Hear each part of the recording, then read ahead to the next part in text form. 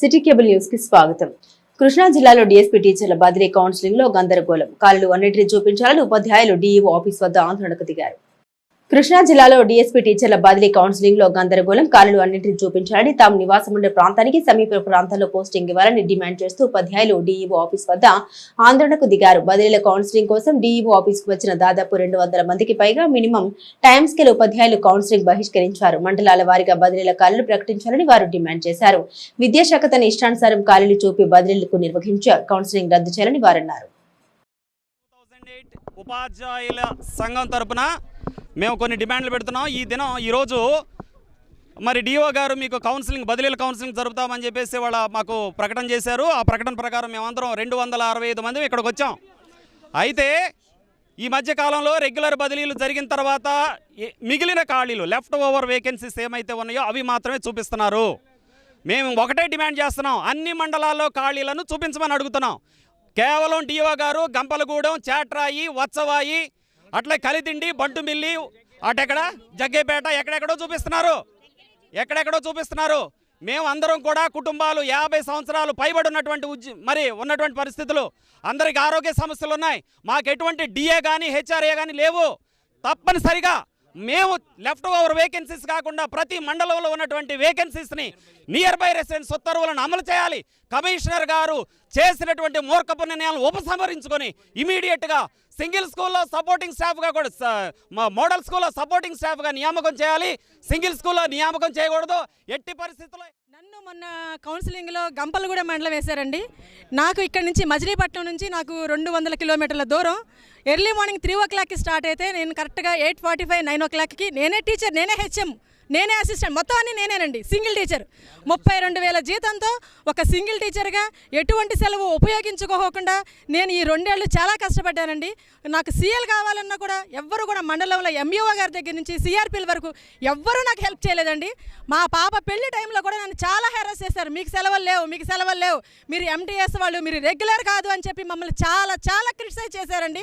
అయినా కూడా మేము ఎంతో ఓర్పుగా చేశాము. ఇవాళ మా ప్లేసెస్లో నుంచి మేము కదలవుతాము అని మేము ఎవరికి చెప్పలేదు. మమ్మల్ని కౌన్సిలింగ్కి పిలవమని మేము అడగలేదు. కానీ రెగ్యులర్ వాళ్ళకి ట్రాన్స్ఫర్లలో మా ప్లేసులు చూపించి మమ్మల్ని అక్కడి నుంచి తీసేసి మళ్ళీ ఇవాళ మమ్మల్ని రోడ్డును పడేసేసారు.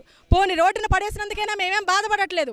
మంచి ప్లేసులు ఇస్తే మాకు ఇచ్చిన జీవోలో నియర్ బై రెసిడెన్స్ ఇవ్వండి, లోకల్గానే ఇవ్వండి.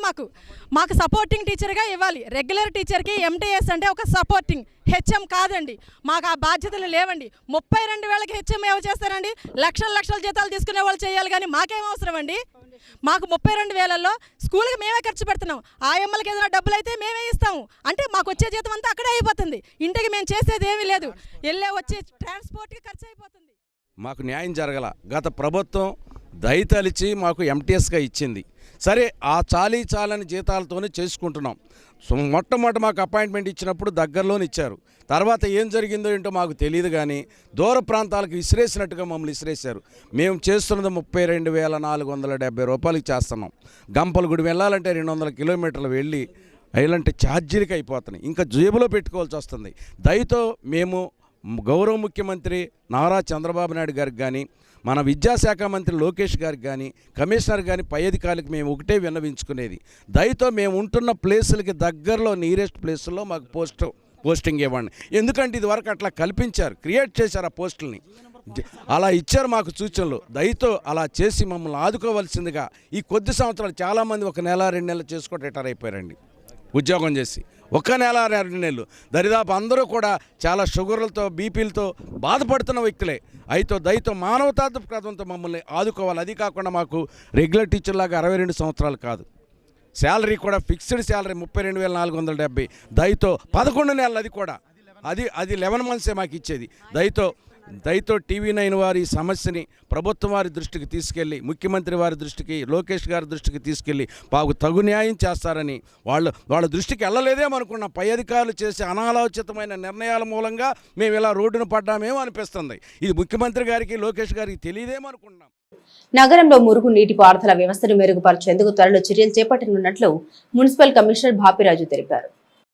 నగరంలో అస్తవ్యస్తంగా ఉన్న డ్రైనేజ్ వ్యవస్థను సమూలంగా మెరుగుపరిచే నేపథ్యంలో డ్రైనేజీలపై ఉన్న ఆక్రమణ మున్సిపల్ అధికారులు యుద్ధ ప్రాతిపదికన తొలగించారు. ఇందులో భాగంగా రోడ్డు మార్జిన్లోని దుకాణాలు, కట్టడాలను కూడా ప్రొక్లైన్ల సహాయంతో తొలగించారు. ఈ క్రమంలో డ్రైనేజీ వ్యవస్థ మెరుగుపరిచే చర్యలకు నగరపాలక సంస్థ తాజాగా ఉపక్రమించింది. ఇప్పటికే కేంద్ర రాష్ట్ర ప్రభుత్వాలు అమృత్ 2.0 లో భాగంగా 73 కోట్ల రూపాయల నిధులు మంజూరు చేశాయని కమిషనర్ బాపిరాజు తెలిపారు. ఇందుకు సంబంధించి పరిపాలనా పరమైన ఆమోదం లభించిందని, సాంకేతిక అనుమతి లభించాక త్వరలో టెండర్లు పిలిచి పనులు ప్రారంభిస్తామని ఆయన వివరించారు. అమృత్ 2.0లో గౌరవ ఆంధ్రప్రదేశ్ రాష్ట్ర ప్రభుత్వం మరియు గౌరవ కేంద్ర ప్రభుత్వం వారు 73 కోట్ల రూపాయలు అడ్మినిస్ట్రేటివ్ శాంక్షన్ పరిపాలనాపరమైనటువంటి ఆమోదం ఇవ్వడం జరిగింది. వాటిని త్వరలోనే టెక్నికల్ శాంక్షన్ తీసుకుని టెండర్స్ పిలవడం అనేటువంటిది కూడా జరుగుతుంది. ఆ ఏర్పాట్లు బహుశా ఇంకొక 4 వారాల్లో ఒక కొలిక్కి వచ్చేటువంటి అవకాశం ఉంది. దాని మీద కూడా గౌరవ మంత్రివర్యులు శ్రీ రవీంద్ర గారు దృష్టి సారించడం జరిగింది. గూడూరు మండలం పోలవరం అగ్ని ప్రమాద బాధిత కుటుంబానికి లంకిశెట్టి ఫ్రెండ్స్ సర్కిల్ వితరణ అందించింది. గూడూరు మండలం పోలవరంలో గత వారం జరిగిన అగ్ని ప్రమాదంలో సర్వస్వం కోల్పోయిన బాధిత కుటుంబానికి లంకిశెట్టి బాలాజీ ఫ్రెండ్ సర్కిల్ ఆధ్వర్యంలో లంకిశెట్టి కార్యాలయంలో వితరణ అందించారు. పోలవరంకు చెందిన మురాల లక్ష్మీ కుమారి గృహం విద్యుత్ షార్ట్ సర్క్యూట్ తో జూన్ 17న అగ్ని ప్రమాదంకు గురైంది. ఈ ప్రమాదంలో 30,000 నగదు, ఇతర విలువైన వస్తువులు, సామాన్లు, ఇంటి దస్తావేజులతో సహా సర్వస్వం కాలిపోయాయి. ₹1,00,000 పైగా ఆర్థిక నష్టం వాటిల్లింది. కష్టంలో ఉన్న మురాల లక్ష్మీ కుమారికి లంకిశెట్టి ఫ్రెండ్ సర్కిల్ తరపున వంట సామాన్లు, చీరలు, నిత్యావసర వస్తువులు, ₹2,000 ఆర్థిక సహాయం లంకిశెట్టి బాలాజీ అందించారు. ఈ కార్యక్రమంలో మాజీ అదనపు పబ్లిక్ ప్రాసిక్యూటర్ అడప మురళి, కూతని ఈశ్వర, రామాంజనేయులు, సీతంశెట్టి పవన్ తదితరులు పాల్గొన్నారు. నియోజకవర్గం గూడూరు మండలంలో పోలవరం గ్రామం చెందినటువంటి మురాల లక్ష్మీకుమార్ గారి యొక్క ఇల్లు జూన్ 17వ తారీఖు రాత్రి తెల్లవారుజామున ఈ షార్ట్ సర్క్యూట్ వల్ల ఇల్లు మొత్తం కాలిపోయింది. కట్టుబట్టలతో మామగారు బయటపడడం జరిగింది. ఆ బట్టలు కూడా మొత్తం ఇంట్లో సామాన్ మొత్తం కాలిపోయింది. గూడు కూడా కూలిపోయింది ఆవిడకి. మరి ఆ మామగారు లంకిశెట్టి ఫ్రెండ్ సర్కిల్కి మన దొడ్లపాలెం ఎక్స్ సర్పంచ్ నాగబాబు గారు మధ్య రావడం జరిగింది. ఈరోజు మా లంకిశెట్టి ఫ్రెండ్ సర్కిల్ తరఫున ఆ వంట సామాగ్రి, చీరలు, డబ్బులు, నిత్యావసర వస్తువులను మేము వంతుగా అందజేశాము. ఇటువంటి మరి వృద్ధురాలకి ప్రభుత్వ పరంగా ఇల్లు నుంచి గవర్నమెంట్ ఒక హౌస్ నిర్మాణం చేయాలని కూడా జిల్లా కలెక్టర్ గారు కోరుతున్నాము. శాసనసభ్యులందరూ కూడా ఈ ఫైర్ విక్టిమ్స్కి ఎమర్జెన్సీ ఫండ్ ఏర్పాటు చేసే విధంగా మీరు కూడా అసెంబ్లీలో తీర్మానం చేయాలి. అత్యవసర పరిస్థితుల్లో ఇల్లు కాలిపోయి రోడ్డు పడినటువంటి ఇటువంటి నిరుపేద మహిళలను ఆదుకోవడానికి ప్రభుత్వ పరంగా కూడా వెంటనే రిలీఫ్ ఉండాలి. కేవలం ఇంటి నెంబర్ ఉంటే ₹5 ఇచ్చి వాళ్ళు సరిపెడుతున్నారు. ఫైర్ విక్టిమ్స్ అది సరైన విషయం కాదు.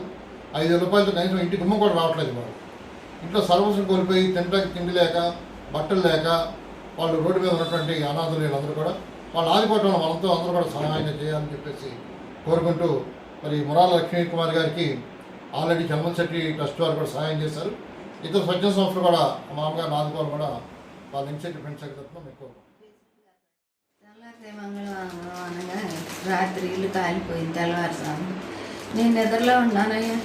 ఇల్లు కాలిపోయి నేను చెగ తగిలి లేచి బయటకు వచ్చేదానికి మండిపోతుంది ఇల్లు. గ్యాస్ బండ్ ఒకటి ఉంచుకొని బయటకు వచ్చేసేసాను. అయ్యగారు నాకు సహాయం దయచేశాను. కేంద్రం ద్వారాగా మీరు కూడా చేసి నాకు ఇల్లు నిలబెట్టండి అని అడుగుతున్నానయ్యా. నేను శాతం కట్టి చెదరాలి గారు, ఇంకో లంకిశెట్టి బాలాజీ గారు, ప్రెసిడెంట్ గారు, సిబి గారు, జీవి గారు సరుకులు అవి ఇచ్చి నాకు సహాయం చేశారయ్యా. వస్త్రాలు ఇచ్చారు, కొంచెం డబ్బులు ఇచ్చారు. మరి మీరు కూడా వేసి నాకు గృహాన్ని నిలబెట్టాలని. ఈ నెల 25వ తేదీన రాష్ట్ర గవర్నర్ కృష్ణ విశ్వవిద్యాలయ స్నాతకోత్సవ కార్యక్రమంలో పాల్గొననున్నట్లు జిల్లా కలెక్టర్ డికే బాలాజీ తెలిపారు.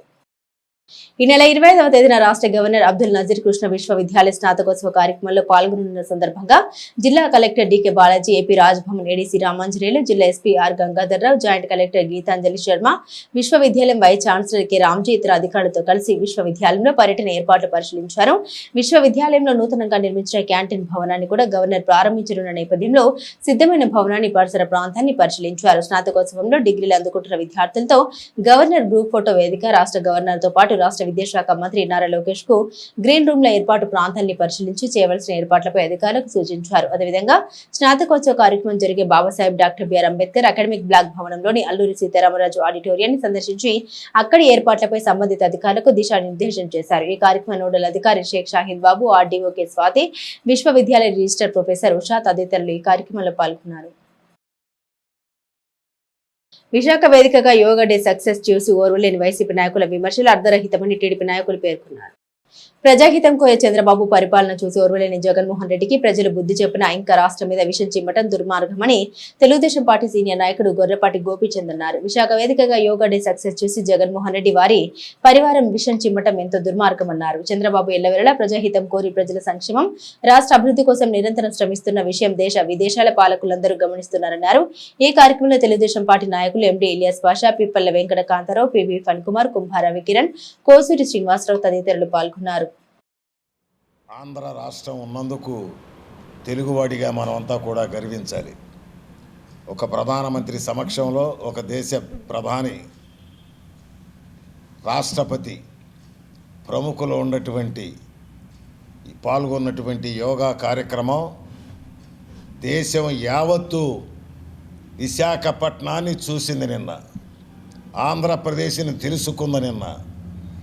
యోగా ఇటువంటి కార్యక్రమాలు చేసి ప్రజలను ఆరోగ్యవంతులుగా తీర్చిదిద్దాలనే దృఢ సంకల్పంతో గౌరవ ముఖ్యమంత్రి నారా చంద్రబాబు నాయుడు గారు, నారా లోకేష్ గారు, పవన్ కళ్యాణ్ గారు, భారత ప్రధాని మోడీ గారు ఈ దేశ రాష్ట్ర ప్రజలని పరిపూర్ణమైన ఆరోగ్యవంతవంత వాళ్ళకి పంచిపెట్టాలనే ఉద్దేశంతో వాళ్ళని మోటివేట్ చేయాలని పెట్టిన ఈ కార్యక్రమం దేశం మొత్తాన్ని ఒక కుదిపింది.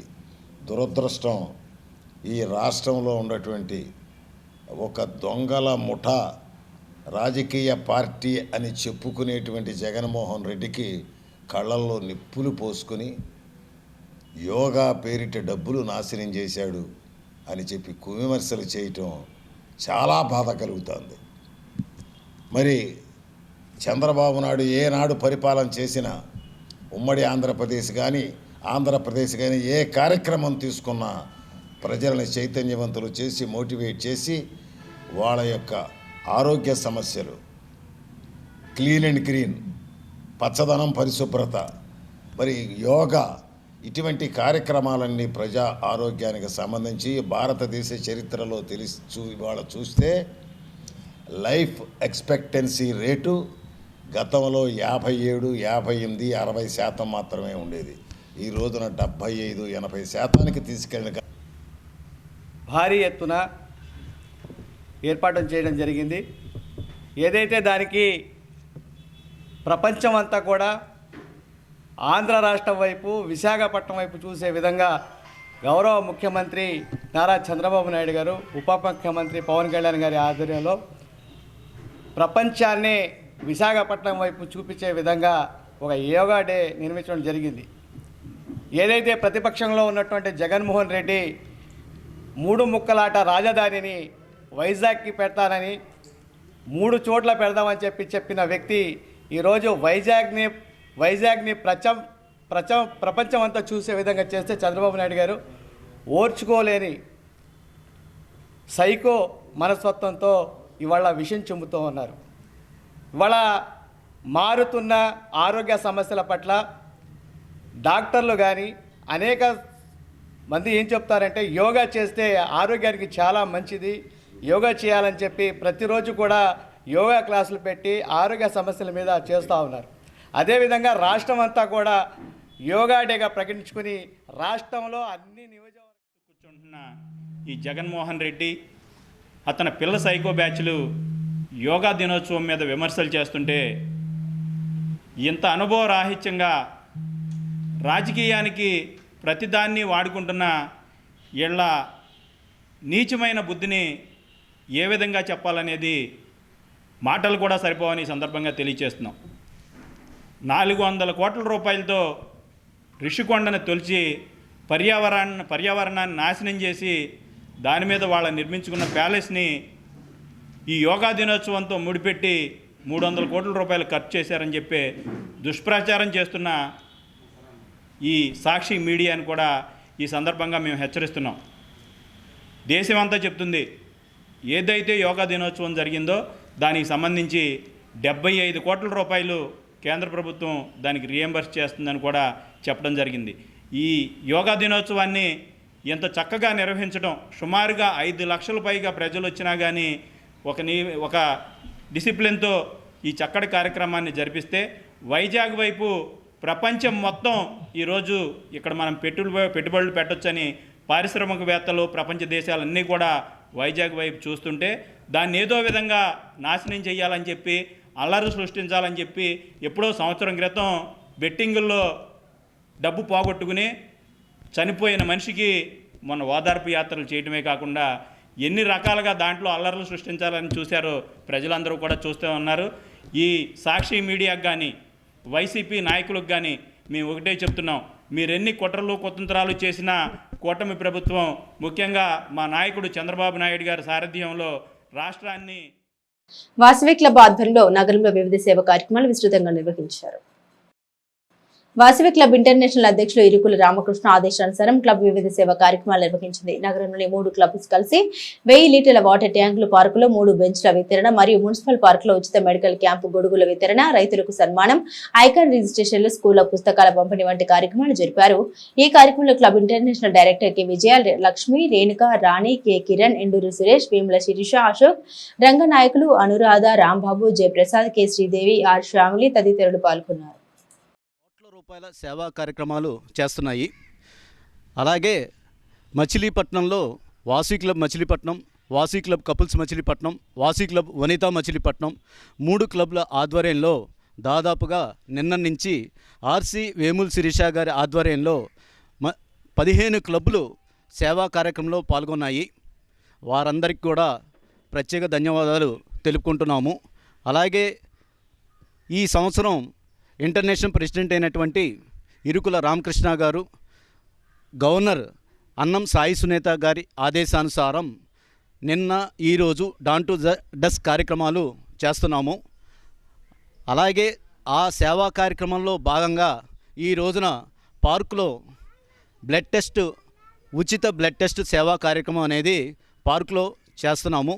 ఈ కార్యక్రమానికి సహకరించిన మా దివ్య ల్యాబ్ అధినేత అయినటువంటి పసుమర్తి రాంబాబు గారు, అనురాధ గార్ల సహకారంతో ఈ కార్యక్రమాన్ని ఈ రోజున విజయవంతంగా నిర్వహించాము. రీజియన్ 5 రీజియన్కి రీజియన్ చైర్పర్సన్ వేముల శిరీష గారు, ఆవిడ అండర్లో 12 క్లబ్లు ఉన్నాయండి. ఉదయం నుంచి పెడన, కలిదిండి 2 క్లబ్లు అన్నీ తిరిగామండి. ఇప్పుడు లాస్ట్కి బందర్లో 3 క్లబ్లు, Vasavi club, Vasavi Vanitha club, Vasavi club Vanitha, Vasavi couples club 3 క్లబ్లు కూడా నిర్వహిస్తున్నారండి.